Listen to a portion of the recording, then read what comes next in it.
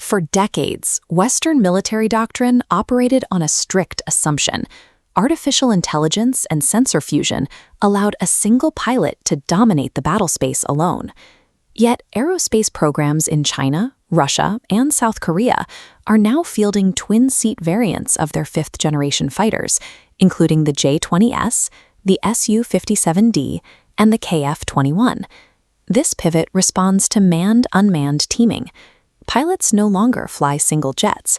They manage complex networks of loyal Wingman drone swarms. Directing these swarms in a contested electronic warfare environment creates data density that breaks a single operator's cognitive capacity. Air dominance in the 2040 battlespace requires an airframe to act as a flying command node. To see how engineers are solving this problem, we have to look at the divergent design philosophies of Russia's Su-57 and South Korea's KF-21. Manned-unmanned teaming turns the fighter into a tactical command center, orchestrating the combat zone from the air. This requires a physical division of labor. The front seat handles flight mechanics, while the rear station mission systems officer parses the network. That officer actively directs drones to suppress enemy air defenses, combines multispectral sensor data, and orchestrates tactical strikes across the grid. South Korea is developing a specialized electronic warfare variant, the KF-21EA, built around this twin-seat architecture. In this configuration, the rear-seat electronic warfare officer functions as an escort jammer. They generate an electromagnetic bubble that blinds hostile radar arrays, securing safe flight corridors for friendly strike packages. This second seat provides the dedicated workspace required to weaponize battlefield data in real time. Russia approaches the 2040 combat problem by prioritizing frontal stealth while accepting radar compromises from other angles to maximize internal payload and maneuverability. Under the Megapolis upgrade program, the Su-57 fields new AL-51 F1 engines. These deliver a 15% boost in fuel efficiency and a 20% increase in the aircraft's thrust-to-weight ratio. These engines utilize thrust vectoring nozzles. This mechanical advantage provides pilot control during high angle of attack dogfighting and enables the airframe to rapidly recover kinetic energy after completing tight turns. The Su-57 discards the single nose cone radar. The N036 Bielka suite relies on multiple active electronically scanned arrays, establishing a 360-degree detection radius. X-band arrays handle precise targeting. Simultaneously, embedded L-band arrays on the wing edges emit low-frequency waves to detect stealth targets.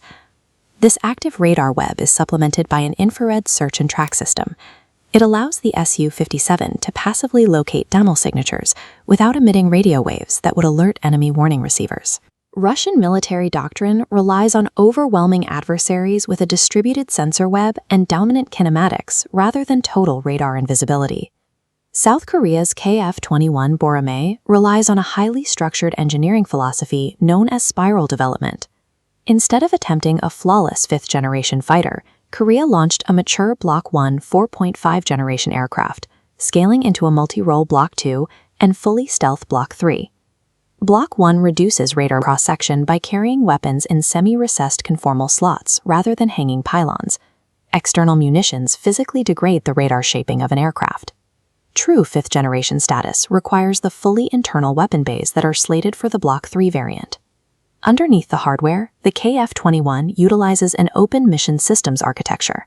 This modularity allows international buyers to integrate domestic weapons without facing strict U.S. ITAR export restrictions. South Korea secured this technical sovereignty by designing and producing their own AESA radar domestically through Hanwha Systems. By establishing a sovereign digital architecture first, South Korea built a low-risk platform capable of iterating into fifth-generation capability at its own pace. Transitioning from defensive architectures to offensive strikes requires a look at the mechanics of a 2040 beyond visual range engagement. The KF-21 secures a massive advantage in the air-to-air kill chain through the integration of the European MBDA Meteor missile. Unlike traditional solid rockets that burn rapidly and coast, a ramjet actively throttles fuel, maintaining continuous high-velocity thrust. Remaining under active power, the Meteor retains kinetic energy to outturn evasive maneuvers. This creates a wide no-escape zone where defensive turns are mathematically impossible. Measured, precise. In modern beyond visual range combat, survival is dictated by missile stamina and networked targeting data long before pilots make visual contact. This hardware data directly informs the current global procurement battle. Air forces in Malaysia, Indonesia, and Poland are currently moving to replace their aging fourth-generation fleets. When searching for an upgrade, the common alternative is a modernized legacy system, such as the F-16 Block 70. These legacy designs have reached their physical limits for internal expansion. They lack the internal layout that allows advanced electronic warfare suites to be embedded without using external pods. This chart shows the procurement math driving export decisions. The KF-21 offers an $83 million unit cost, twin-engine survivability, and freedom from ITAR limits. The Su-57E provides fifth-generation kinematics, but Russian hardware carries severe maintenance and supply chain risks. By 2040, an airframe will no longer be judged by its radar cross-section alone. Its utility is determined by its ability to process information, command autonomous assets, and continuously adapt its software. The emergence of twin-seat variants confirms that the strength of the digital network now dictates who survives the engagement.